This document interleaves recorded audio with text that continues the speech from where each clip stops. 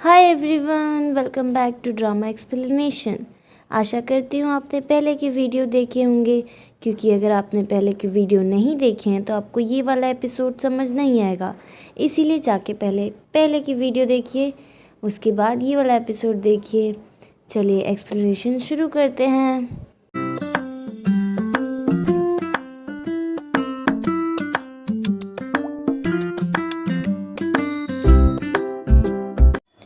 Episode की starting में पांचों स्टूडेंट को दिखाया जाता है। वो पांचों आपस में बात कर रहे होते हैं कि क्या अटॉर्नी ओ ने ही पाक जियंग को अरेस्ट कराया है। इस पे सभी बात कर रहे होते हैं, लेकिन हमारा चैन वो तो अलग ही ख्याल में खोया हुआ होता है। वो अपने होठों पे हाथ रख के अपने उसी किस को याद कर रहा होता है, और दूसरी तरफ अटॉर्नी ओ भी उसी किस को याद कर रही होती है, और याद कर करके अपने में ही एम्बैरस हो रही होती है।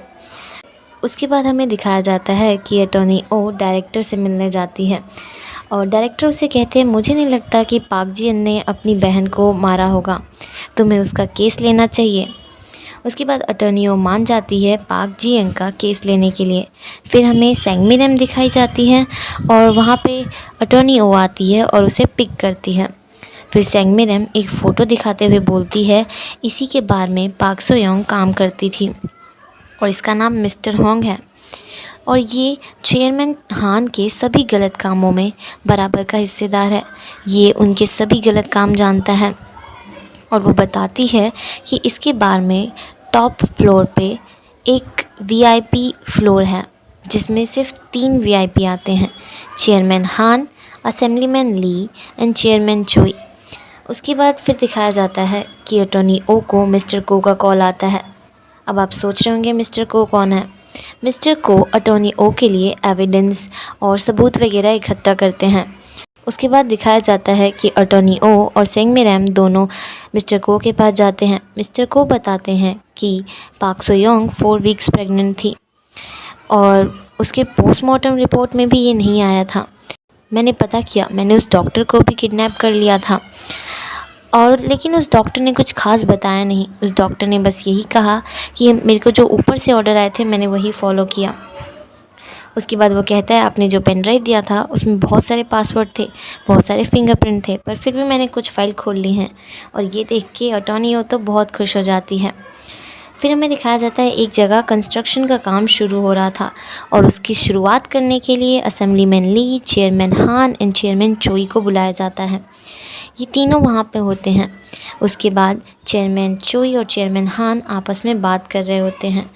फिर वहाँ पे बात चलता है कि पाक जियंग अरेस्ट हो गई। फिर इससे दोनों ही खुश होते हैं। चेयरमैन चोई चेयरमैन हान से कहते हैं, आप तो आजकल बहुत ज़्यादा उदास रहते होंगे क्योंकि पाक सोयोंग मर गई।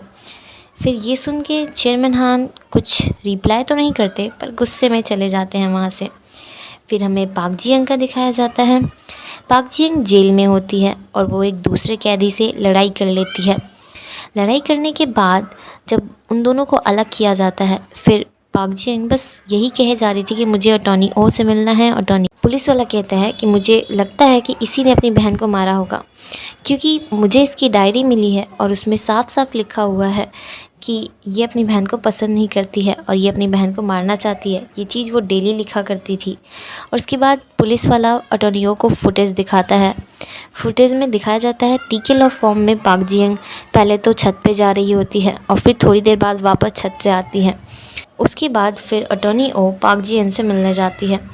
वो दोनों आपस में बात कर रहे होते हैं और उन पे नज़र रखी जाती है। पाक जियंग बोलती है कि तुम्हारी वजह से मेरी बहन मर गई, अब ये तुम्हारी रिस्पॉन्सिबिलिटी बनती है कि तुम मेरे को यहाँ से निकालो। फिर अटॉर्नी ओ कहती है, ये कौन सा तरीका हुआ मदद मांगने का। और अटॉर्नी ओ कहती है कि मैंने तुम्हारी बहन को नहीं मारा, तुमने मारा है। और फिर वो डायरी निकाल के दिखाती है। अटॉर्नी ओ डायरी में कुछ लिखती है और पाक जियंग की तरफ करती है। फिर पाक जियंग भी डायरी में कुछ लिखती है और अटॉर्नी ओ की तरफ कर देती है। ये देख के पुलिस वाला बहुत ज़्यादा बौखला जाता है, और फिर वो आता है। आने के बाद वो कहता है कि मुझे वो पेपर देखना है, पर अटॉर्नी ओ फटाफट वो पेपर फाड़ लेती है और कहती है, ये एग्रीमेंट है मेरा और पाक जियंग का, उसने मुझे हायर कर लिया है। उसके बाद दिखाया जाता है कि अटॉर्नी ओ एसपी पार्टनर के सीईओ से मिलने जाती है। वहीं पे मिनयंग भी होता है और ये देख लेता है। तब फिर वो अपनी वाइफ को कॉल करता है और ये बताता है। तो उसकी वाइफ कहती है ठीक है नज़र रखो उस पर। उसके बाद वो नज़र रखने लग जाता है। फिर हमें दिखाया जाता है पिल और अटॉर्नी ओ दोनों आपस में बात कर रहे होते हैं। पिल उसे बताता है कि मैं इन तीनों की जोड़ी टूटते हुए देखना चाहता हूँ। फिर वो पूछती है 3। फिर वो बताता है कि चेयरमैन चोई, चेयरमैन हान एंड असेंबलीमैन ली, मैं इन तीनों की जोड़ी को टूटते हुए देखना चाहता हूँ। उसके बाद फिर वो अटॉर्नी ओ को कुछ फ़ोटेज दिखाता है। उस फ़ोटो में साफ साफ दिख रहा होता है कि चेयरमैन हान पाक सो योंग के साथ थे। और फिर अटॉर्नी ओ वो फ़ोटो लेके वहाँ से बाहर आ जाती है और पिल उसको बाहर तक छोड़ने आता है। फिर मिन यंग उनकी फ़ोटो खींच लेता है और फिर जब मिन यंग को पता चलता है कि वो एसपी पार्टनर के सीईओ के साथ थी जो कि $7 मिलियन का मालिक है, तो वो फटाफट अपनी वाइफ को कॉल करता है और ये सब अपनी वाइफ को बताता है। फिर जब उसकी वाइफ उससे बात कर रही होती है तो पीछे चैन होता है और ये बात चैन भी सुन लेता है और चैन को लगता है कि अटॉर्नी ओ का बॉयफ्रेंड है जो कि $7 मिलियन का मालिक है। उसके बाद चैन को मैसेज आता है सेंग मिरम का। वो कहती है 1 घंटे में सभी को लेके इकट्ठा हो जाओ। फिर वो सब स्टूडेंट का दिखाया जाता है। वहीं पे अटॉर्नी ओ और सेंग मिरम भी होती है। अटॉर्नी ओ कहती है मुझे कैसे भी पाक जियंग को इनोसेंट प्रूफ करना है और तुम सब लोगों को एविडेंस ढूंढने होंगे। फिर वो पूछते हैं कि क्या आपने ही पाक जियंग को अरेस्ट कराया था। तो अटॉर्नी ओ कहती है तुम्हें ये खुद पता करना चाहिए। उसके बाद उन सभी बच्चों को वो पेज दिखाती हैं जो वो पाक जियंग के पास से लाई थी। उसमें अटॉर्नी ओ ने पाक जियन से पूछा था कि तुम्हारा फ़ोन किधर है। फिर पाक जियन लिखती है जब मैंने वीडियो अपलोड कर दिया था उसके बाद किसी ने मेरा फ़ोन चुरा लिया था। उसके बाद हमें दिखाया जाता है कि अटॉर्नी ओ एक शॉप में बैठी होती है और ड्रिंक कर रही होती है। वहीं पे उसकी दोस्त उसकी रिलेटिव भी आती है जो कि उसके साथ ड्रिंक करती है, पर वो बहुत जल्दी ड्रंक हो जाती है और बेहोश हो जाती है। फिर दिखाया जाता है कि चैन भी वहीं पे है और वो ड्रिंक कर रहा होता है और शॉप की ओनर से बात कर रहा होता है। शॉप की ओनर बोलती है कि क्या तुम्हें तुम्हारी गर्लफ्रेंड नहीं मिली यूनिवर्सिटी में। वो बोलता है कि एक है जिस पे मेरा क्रश है। फिर बोलता ही है बताओ कौन है वो बताता है कि वो बहुत ज़्यादा प्रिटी है, बहुत ज़्यादा अच्छी है। ये सुन के अटॉर्नी ओ भी खुश हो रही होती है। फिर वो बताता है कि बहुत ज़्यादा हार्ड वर्किंग है, इंस्पायरिंग है, डेडिकेटेड है। फिर वो एक और बात कहता है, वो कहता है कि वो दिन भर मतलबी लोगों से घिरी रहती है और इसकी वजह से मुझे बहुत टेंशन होता है उसके लिए। फिर वो शॉप के ओनर को बताता है कि आपको पता है उसका एक बॉयफ्रेंड भी है जो कि $7 मिलियन का मालिक है। फिर चैन कहता है लेकिन कोई नहीं, मैं भी कोई कम थोड़ी ना हूँ, मेरा दिल भी $70 मिलियन का है। और ये सुन के अटॉर्नी ओ तो बहुत ज़्यादा स्माइल करती है, बहुत ज़्यादा शर्माती है। फिर चैन वहाँ से चला जाता है। उसके बाद हमें अगले दिन का दिखाया जाता है। जो मिन यंग होता है वो जुवोन के पास जाता है और सारी फ़ोटो दिखाता है उसको और बोलता है कि अटॉर्नी ओ जो है वो एसपी पार्टनर्स के साथ मिल गए। जुवोन उससे फ़ोटोज़ ले लेता है। उसके बाद जुवोन खुद जाता है अटॉर्नी ओ से बात करने। उसे कहता है कि तुम ये सब क्या कर रही हो, तुम एसपी पार्टनर के साथ मिल गई हो क्या। हांसू बायो की फ़ाइलें मांगता है, लेकिन हमेशा की तरह अटॉर्नी ओ उसे कुछ नहीं बताती है और फ़ाइल देने से मना कर दे। जुवोन वहाँ से चला जाता है। उसके बाद हमें दिखाया जाता है कि अटॉर्नी ओ को चेयरमैन चोई बुलाते हैं और कहते हैं कि तुम्हें मेरे बेटे जुवोन का डिवोर्स का केस लड़ना होगा। फिर वो साफ साफ मना कर देती है और उसके बाद जब वो वहाँ से आती है तो वो बाथरूम में जाती है। वहीं पे उसे जुवोन की बेटी भी मिलती है। जुवोन की बेटी अटॉर्नी ओ को बताती है कि आज वो अपनी मॉम से मिलने जा रही है जो कि अमेरिका से आ रही हैं। एयरपोर्ट पे वो अपनी मॉम से मिलेगी और अपनी यूनिफॉर्म दिखाएगी। वो बता रही थी कि उसकी मॉम बहुत बिज़ी रहती है और उसकी मॉम ने कभी उसको यूनिफॉर्म में नहीं देखा, इसीलिए आज वो यूनिफॉर्म पहन के जाएगी अपनी मॉम को मिलने। फिर दिखाया जाता है वहीं पे जुवोन आ जाता है और वो अपनी बेटी को गोद में उठा लेता है। उसके बाद फिर अटॉर्नी ओ जुवोन से बोलती है कि अगर तुम में इंसानियत होगी तो तुम ऐसा मत करना। उसके बाद फिर वो वहाँ से चली जाती है। उसके बाद दिखाया जाता है कि जो सैंग होता है वो मिस्टर हा से मिलता है और उनसे पूछताछ करता है पाक सो योंग के बारे में। फिर दिखाया जाता है कि जो अटॉर्नी होती है वो चीफ से मिलती है और कहती है कि तुम मेरी मदद करो। इसमें तुम्हारा भी फ़ायदा होगा। फिर हमें यूनिवर्सिटी के डायरेक्टर का दिखाया जाता है। वो अटॉर्नी ओ से बात कर रहे होते हैं और कहते हैं कि तुम पाक जी का केस छोड़ दो। और वो ऐसा इसलिए कहते हैं क्योंकि उन्हें चेयरमैन चोई ने धमकी दी होती है और वो कहते हैं कि तुम उस केस को छोड़ दो, तुम कोई और सा केस ले लो। तो अटॉर्नी साफ साफ मना कर देती है, कहती है कि अब मैं ये केस ले चुकी हूँ और एविडेंस भी इकट्ठा करने लगी हूँ और उसके बाद अगर फ्यूचर में कुछ भी होता है तो उसकी रिस्पॉन्सिबिलिटी मैं लूँगी, ऐसा वो कह देती है। और फिर डायरेक्टर भी मान जाते हैं। उसके बाद फिर सभी स्टूडेंट का दिखाया जाता है। सभी स्टूडेंट अपना अपना एविडेंस इकट्ठा करके लाए होते हैं।